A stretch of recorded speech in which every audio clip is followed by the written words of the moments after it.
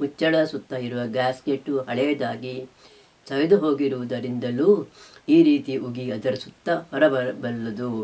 ಅಂತಹ ಸಮಯದಲ್ಲಿ ಮುಚ್ಚಳಕ್ಕೆ ಹೊಸ ಗ್ಯಾಸ್ಕೆಟ್ ತಂದು ಹಾಕಿಸುವುದು ಒಳ್ಳೆಯದು. ಅದನ್ನು ಕೂಡಲೇ ತರಲು ಸಾಧ್ಯವಾಗದಿದ್ದರೆ ಕುಕ್ಕರ್ನ ಮುಚ್ಚಳದಲ್ಲಿರುವ ಗ್ಯಾಸ್ಕೆಟ್ಟನ್ನು ಒದ್ದೆ ಮಾಡಿ ತಿರುಗಿ ಮುಚ್ಚಳಕ್ಕೆ ಹಾಕಿರಿ. ಇದರಿಂದ ಹೀಗೆ ಉಗಿ ಹೊರಬರುವುದನ್ನು ತಪ್ಪಿಸಬಹುದು. ಗ್ಯಾಸ್ಕೆಟ್ ಹಳೆಯದಾಗಿ ಮುಚ್ಚಳದ ಸುತ್ತ ಉಗಿ ಬರುತ್ತಿದ್ದರೂ ಕುಕ್ಕರನ್ನು ಹಾಗೆಯೇ ಬಳಸಲು ಹೋದಿರಾದರೆ ಅನಾವಶ್ಯಕವಾಗಿ ತಿನಿಸಿನ ವಸ್ತುಗಳು ಬೇಯಲು ಹೆಚ್ಚು ಸಮಯ ತಗಲೀತು. ಇದಲ್ಲದೆ ಹೀಗೆ ಹೆಚ್ಚಿನ ಉಗಿ ಹೊರಹೋಗುವುದರಿಂದಾಗಿ ಕುಕ್ಕರ್ನೊಳಗಿನ ನೀರು ಬಹಳ ಬೇಗ ಇಂಗಿ ಹೋಗಿ ಕುಕ್ಕರು ಸುಟ್ಟು ಹೋಗಬಹುದು. ತೂಕವನ್ನಿಟ್ಟ ಮೇಲೆ ಸ್ವಲ್ಪ ಸಮಯದ ಬಳಿಕ ಕುಕ್ಕರಿನೊಳಗೆ ಸಾಕಷ್ಟು ಒತ್ತಡ ಬೇರ್ಪಟ್ಟು ಆಮೇಲೆ ತೂಕದ ಬುಡದಿಂದ ಎಂದು ಶಬ್ದ ಮಾಡುತ್ತಾ ಉಗಿ ಮೇಲೆ ಏಳಲು ತೊಡಗುತ್ತದೆ. 2 ಇಲ್ಲವೇ 3 ಬಾರಿ ಈ ರೀತಿ ವಿಸಿಲ್ ಸದ್ದಾದ ಮೇಲೆ ಬೆಂಕಿಯನ್ನು ಸ್ವಲ್ಪ ಕಡಿಮೆ ಮಾಡಿರಿ. ಆಮೇಲೆ 5 ಇಲ್ಲವೇ 10 ಮಿನಿಟ್ಗಳ ಬಳಿಕ ಬೆಂಕಿಯನ್ನು ಆರಿಸಿರಿ. ವಿಸಿಲ್ ಆದ ಬಳಿಕ ಬೆಂಕಿಯನ್ನು ತುಂಬ ಕಡಿಮೆ ಮಾಡಬಾರದು.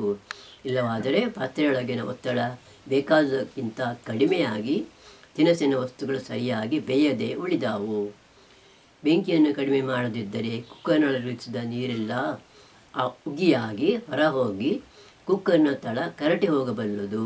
ಇದಲ್ಲದೆ ಕುಕ್ಕರ್ನೊಳಗಿರುವ ಅನ್ನ ಇಲ್ಲವೇ ತೊಗರಿಬೇಳೆ ಜೋರಾಗಿ ಕುದಿದು ಪಾತ್ರೆಯ ತಳದಲ್ಲಿರುವ ನೀರಿಗೆ ಚೆಲ್ಲಿ ಹೋಗಬಲ್ಲದು. ಸಾಕಷ್ಟು ಒತ್ತಡ ಬಂದ ಮೇಲೂ ಈ ರೀತಿ ಬೆಂಕಿಯನ್ನು ಜೋರಾಗಿ ಉರಿಯಲು ಬಿಡುವುದರಿಂದ ಅನಾವಶ್ಯಕವಾಗಿ ಹೆಚ್ಚು ಉರುವಲು ವೆಚ್ಚವಾದೀತು. ಇದಲ್ಲದೆ ಹೀಗೆ ಮಾಡುವುದರಿಂದ ಕುಕ್ಕರ್ನೊಳಗಿರುವ ವಸ್ತು ಬೇಗನೆ ಬೇಯುವಂತೇನೂ ಆಗುವುದಿಲ್ಲ. ಪ್ರೆಷರ್ ಕುಕ್ಕರ್ನೊಳಗೆ ಈ ರೀತಿ ಒತ್ತಡ ಬೇರ್ಪಟ್ಟ ಸಮಯದಿಂದ ಬೆಂಕಿ ಕಡಿಮೆ ಮಾಡಿದ ಸಮಯದಿಂದ ನೀವು ಬೇಯಿಸುವ ತಿನಿಸಿಗೆ ಬೇಯಲು ಎಷ್ಟು ಸಮಯ ಬೇಕೆಂಬುದನ್ನು ತಿಳಿದುಕೊಂಡು ಅದಕ್ಕೆ ತಕ್ಕಂತೆ ಸಮಯ ಕೊಡಬೇಕು. ಇದಕ್ಕಾಗಿ ಒಂದು ಟೈಮ್ ಪೀಸ್ ಇಲ್ಲವೇ ವಾಚನ್ನು ಅಡಿಗೆ ಮನೆಯಲ್ಲಿ ಇಟ್ಟುಕೊಳ್ಳಬಹುದು. ಪ್ರೆಷರ್ ಕುಕ್ಕರ್ನಲ್ಲಿ ವಸ್ತುಗಳು ಹೆಚ್ಚಿನ ಬಿಸಿಯಲ್ಲಿ ಬೇಯುವಾದ ಕಾರಣ ಬೇಕಾದಕ್ಕಿಂತ ಸ್ವಲ್ಪವೇ ಹೆಚ್ಚು ಸಮಯ ಕುಕ್ಕರನ್ನು ಬೆಂಕಿಯ ಒಲೆ ಮೇಲೆ ಇರಿಸಿದರಾದರೂ ಅವು ಹೆಚ್ಚು ಬೆಂದು ಮುದ್ದೆಯಾಗಿ ಹೋಗಬಲ್ಲವು. ಪ್ರೆಷರ್ ಕುಕ್ಕರನ್ನು ಒಲೆಯಿಂದ ಕೆಳಗಿಳಿಸಿದ ಮೇಲೆ 10-15 ಮಿನಿಟು ಹಾಗೆಯೇ ಗಾಳಿಗೆ ತಣ್ಣಗಾಗಲು ಬಿಟ್ಟು ಆಮೇಲೆ ಅದರ ಮುಚ್ಚಳವನ್ನು ತೆಗೆಯಬೇಕು. ಹೀಗೆ ಮುಚ್ಚಳವನ್ನು ತೆಗೆಯುವ ಮೊದಲು ತೂಕವನ್ನು ಸ್ವಲ್ಪ ಮೇಲಕ್ಕೆ ಎತ್ತಿ ಅದರೊಳಗಿನ ಒತ್ತಡ ಪೂರ್ತಿ ಕಡಿಮೆಯಾಗಿದೆ ಎಂಬುದನ್ನು ಖಚಿತಪಡಿಸಿಕೊಳ್ಳಿರಿ. ಕುಕ್ಕರ್ನೊಳಗೆ ನೀರಾಗಿರುವ ವಸ್ತುವನ್ನು ಇರಿಸಲವಾದರೆ ಅದರ ತೂಕವನ್ನು ಸ್ವಲ್ಪವೇ ಮೇಲಕ್ಕೆತ್ತಿ ಉಗಿ ಹೊರಗೆ ಹೋಗುವಂತೆ ಮಾಡಿಯೂ ಅದರೊಳಗಿನ ಒತ್ತಡವನ್ನು ಕಡಿಮೆ ಮಾಡಲು ಬರುತ್ತದೆ. ಅದರೊಳಗೆ ನೀರಾಗಿರುವ ವಸ್ತು ಇದೆಯಾದರೆ ಹೀಗೆ ಕುಕ್ಕರ್ನ ಒತ್ತಡವನ್ನು ಕಡಿಮೆ ಮಾಡಲು ಹೋಗಬೇಡಿರಿ. ಇದಲ್ಲದೆ ಬಿಸಿಯಾಗಿರುವ ಕುಕ್ಕರನ್ನು ತಣ್ಣೀರಿನಲ್ಲಿ ಅದರ ಹಿಡಿಯವರೆಗೆ ಮುಳುಗುವಂತೆ ಇರಿಸಿಯೂ ಅದರ ಒಳಗಿನ ಉಗಿಯ ಒತ್ತಡವನ್ನು ಕಡಿಮೆ ಮಾಡಲು ಬರುತ್ತದೆ. ಬಿಸಿ ಕುಕ್ಕರ್ನ ಮುಚ್ಚಳ ತೆಗೆಯುವಾಗ ಒಳಗಿನ ಉಗಿ ನಿಮ್ಮ ಮೈ ಮೇಲೆ ಬೀಳದಂತೆ ಎದುರು ಪಕ್ಕಕ್ಕಾಗಿ ತೆಗೆಯಿರಿ ಮತ್ತು ಹಾಗೆ ತೆಗೆಯುವಾಗ ಪಾತ್ರೆಯಿಂದ ಸ್ವಲ್ಪ ದೂರ ನಿಲ್ಲಿರಿ. ಮುಚ್ಚಳ ತೆಗೆದು ಒಂದು ಅರ್ಧ ಮಿನಿಟ್ ಕಳೆದ ಮೇಲೆ ಇಕ್ಕಳವನ್ನು ಉಪಯೋಗಿಸಿ ಒಳಗಿನ ಪಾತ್ರೆಗಳನ್ನು ತೆಗೆಯಿರಿ.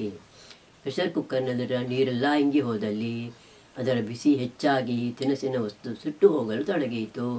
ಇದಕ್ಕೆ ಮೊದಲೇ ಕುಕ್ಕರ್ನ ಸದ್ದು ಕಡಿಮೆಯಾಗಿ ಪೂರ್ತಿ ನಿಂತು ಹೋಗುವುದರಿಂದ ಇದು ನಿಮಗೆ ಮೊದಲೇ ಗೊತ್ತಾಗುತ್ತದೆ. ಒಡನೆ ಪಾತ್ರೆಯನ್ನು ಒಲೆಯಿಂದ ಕೆಳಗಿರಿಸಿ ಮತ್ತು ಹಾಗೆಯೇ ಗಾಳಿಗೆ ಆರಿ ತಣ್ಣಗಾಗಲು ಬಿಡಿರಿ. ಅದರ ಮೇಲೆ ತಣ್ಣೀರು ಹಾಕಬೇಡಿರಿ. ಹಾಗೆ ಮಾಡಿದಲ್ಲಿ ಕುಕ್ಕರ್ ಪಾತ್ರೆ ಆಕಾರವೇ ಬದಲಾದೀತು. ಈ ರೀತಿ ಕುಕ್ಕರ್ನಲ್ಲಿರೋ ನೀರು ಇಂಗಿ ಹೋಗಿ ಅದು ಹೆಚ್ಚು ಬಿಸಿಯಾದಾಗ ಇಲ್ಲವೇ ಅದರ ಮುಚ್ಚಳದಲ್ಲಿರೋ ತೂತು ಮುಚ್ಚಿ ಹೋಗಿ ಉಗಿ ಹೊರಬರಲು ಸಾಧ್ಯವಾಗದೆ ಅದರ ಒಳಗಿನ ಒತ್ತಡ ಬಹಳ ಹೆಚ್ಚಾದಾಗ ಮುಚ್ಚಳದಲ್ಲಿರುವ ಸೇಫ್ಟಿ ವಾಲ್ ಕರಗಿ ಉಗಿ ಅದರ ಮೂಲಕ ಹೊರಬರಲು ಸಾಧ್ಯವಿದೆ.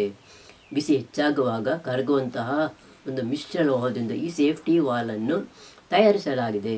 ಅದು ಈ ರೀತಿ ಕರಗಿ ಹೋದರೆ ಅದನ್ನು ತೆಗೆದು ಹೊಸ ಸೇಫ್ಟಿ ವಾಲನ್ನು ಅಲ್ಲಿಗೆ ಕೂಡಿಸಬೇಕು. ಆದಷ್ಟು ಮಟ್ಟಿಗೆ ಪ್ರೆಷರ್ ಕುಕ್ಕರನ್ನು ಬಳಸಿದೊಡನೆ ತೊಳೆದು ಇರಿಸುವುದು ಒಳ್ಳೆಯದು. ಒಮ್ಮೆ ಬಳಸಿದ ಪಾತ್ರೆಯನ್ನು ತೊಳೆಯದೆ ತಿರುಗಿ ಬಳಸಬೇಡಿರಿ. ಅದಕ್ಕೆ ಅಂಟಿಕೊಂಡಿರುವ ತಿನಿಸು ಬಿಸಿ ಮಾಡುವಾಗ ಗಟ್ಟಿಯಾಗಿ ಆಮೇಲೆ ಕುಕ್ಕರನ್ನು ತೊಳೆಯಲು ಕಷ್ಟವಾದೀತು. ಕುಕ್ಕರ್ನ ತೂಕವನ್ನು ಹಾಗೆಯೇ ತಣ್ಣಗಾಗಲು ಬಿಟ್ಟು ಆಮೇಲೆ ತೊಳೆಯಿರಿ. ಬಿಸಿಯಾಗಿರುವಾಗ ಅದನ್ನು ತಣ್ಣೀರಿನಲ್ಲಿ ಅದ್ದಿದರೆ ಇಲ್ಲವೇ ಕೆಳಗೆ ಬೀಳಿಸಿದರೆ ಅದರ ಆಕಾರ ಕೆಟ್ಟು ಹೋಗಿ ಅದು ಸರಿಯಾಗಿ ಕೆಲಸ ಮಾಡಲಾರದು. ಕುಕ್ಕರಿನ ಮುಚ್ಚಳ ಮತ್ತು ಪಾತ್ರೆಯ ಬಾಯಿ ಇವು ಒಂದಕ್ಕೊಂದು ಸರಿಯಾಗಿ ಹೊಂದಿಕೊಂಡಿದ್ದರೆ ಮಾತ್ರ ಅವಕ್ಕೆ ಪಾತ್ರೆಯೊಳಗೆ ಉಗಿಯನ್ನು ಹೊರ ಹೋಗದಂತೆ ತಡೆಯಲು ಸಾಧ್ಯವಾದೀತು. ಹಾಗಾಗಿ ತೊಳೆಯುವಾಗ ಅವುಗಳ ಬದಿಗೆ ಏನಾದರೂ ತಗಲಿ ಅವುಗಳ ಆಕಾರ ಮಾರ್ಪಡದಂತೆ ಜಾಗ್ರತೆ ವಹಿಸುವುದು ಒಳ್ಳೆಯದು. ಕುಕ್ಕರ್ನೊಳಗೆ ಪಾತ್ರೆಗಳನ್ನು ಇರಿಸುವಾಗ ಇಲ್ಲವೇ ಅದರೊಳಗಿರುವ ವಸ್ತುಗಳನ್ನು ಸೌಟಿನಿಂದ ಮುಗಚುವಾಗ ಸೌಟು ಅದರ ಬದಿಗೆ ತಗಲದಂತೆ ಎಚ್ಚರ ವಹಿಸಿರಿ. ಮುಚ್ಚಳ ಇಲ್ಲವೇ ಪಾತ್ರೆ ಕೆಳಗೆ ಬಿದ್ದರೂ ಅವುಗಳ ಆಕಾರ ಬದಲಾಗಬಲ್ಲದು. ಕುಕ್ಕರನ್ನು ತೊಳೆದಾದ ಮೇಲೆ ಮುಚ್ಚಳನ್ನು ತಿರುಗಿ ಮುಚ್ಚಿ ಇರಿಸಬೇಡಿರಿ. ಇಲ್ಲವಾದರೆ ಕುಕ್ಕರ್ನೊಳಗೆ ಕೆಟ್ಟ ವಾಸನೆ ತುಂಬಿಕೊಂಡು ಮಾರನೇ ದಿವಸ ಅದರಲ್ಲಿ ಮಾಡಿದ ತಿನಿಸಿಗೆ ಆ ವಾಸನೆ ಸೇರಿತು. ಮುಚ್ಚಳವನ್ನು ಅಡಿಮೇಲಾಗಿ ಮಾಡಿ ಅದರ ಮೇಲೆ ಇರಿಸಿರಿ. ಪ್ರೆಷರ್ ಕುಕ್ಕರ್ನ ಪಾತ್ರೆ ಅಲ್ಯೂಮಿನಿಯಂ ಆಗಿದ್ದರೆ ಅದರೊಳಗೆ ನೀರು ಹಾಕಿ ತಿನಿಸುಗಳನ್ನು ಪಾತ್ರೆಯನ್ನಿಟ್ಟು ಬೇಯಿಸಿದಾಗ ಪಾತ್ರೆಯ ತಳ ಕಪ್ಪಾದೀತು. ನೀರಿನಲ್ಲಿರುವ ಉಪ್ಪಿನ ಅಂಶದಿಂದಾಗಿ ಅಲ್ಯೂಮಿನಿಯಂನ ಎಲ್ಲ ಪಾತ್ರೆಗಳು ಈ ರೀತಿ ನೀರಿಟ್ಟು ಕುದಿಸಿದಾಗ ಕಪ್ಪಾಗುತ್ತದೆ. ಅದರಿಂದ ಆರೋಗ್ಯಕ್ಕೇನು ಕೆಡುಕಿಲ್ಲವಾದರೂ ಪಾತ್ರೆ ನೋಡಲು ಚೆನ್ನಾಗಿ ಕಾಣಿಸುವುದಿಲ್ಲ.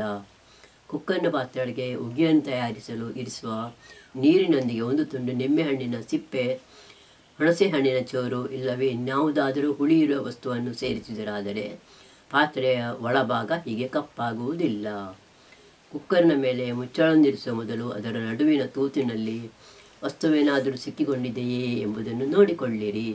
ಪ್ರತಿ ಸಲವೂ ಆ ತೂತಿನ ಮೂಲಕ ಒಮ್ಮೆ ಊದಿ ಅದು ತೆರೆದಿದೆ ಎಂಬುದನ್ನು ಖಚಿತ ಮಾಡುವ ಅಭ್ಯಾಸ ಮಾಡಿಕೊಳ್ಳಿರಿ. ಪ್ರೆಷರ್ ಕುಕ್ಕರ್ನ ಮುಚ್ಚಳದ ಮೇಲೆ ಬೇರೇನನ್ನೂ ಇರಿಸಬೇಡಿರಿ. ಪ್ರೆಷರ್ ಕುಕ್ಕರನ್ನು ಚಿಕ್ಕ ಮಕ್ಕಳು ಆಟಕ್ಕೆ ಬಳಸದಂತೆ ನೋಡಿಕೊಳ್ಳಿರಿ. ಪ್ರೆಷರ್ ಕುಕ್ಕರ್ನ ಪಾತ್ರೆಯನ್ನು ಬೇರೆ ಅಡುಗೆಗೆ ಬಳಸದಿರುವುದೇ ಒಳ್ಳೆಯದು. ಸೀಮೆ ಎಣ್ಣೆಯ ಒಲೆ. ಸೀಮೆ ಎಣ್ಣೆಯ ಒಲೆಗಳಲ್ಲಿ ಒತ್ತಡದವುಗಳು ಮತ್ತು ಬತ್ತಿಯವುಗಳೆಂದು ಎರಡು ಬಗೆಯು ಇರುತ್ತವೆ.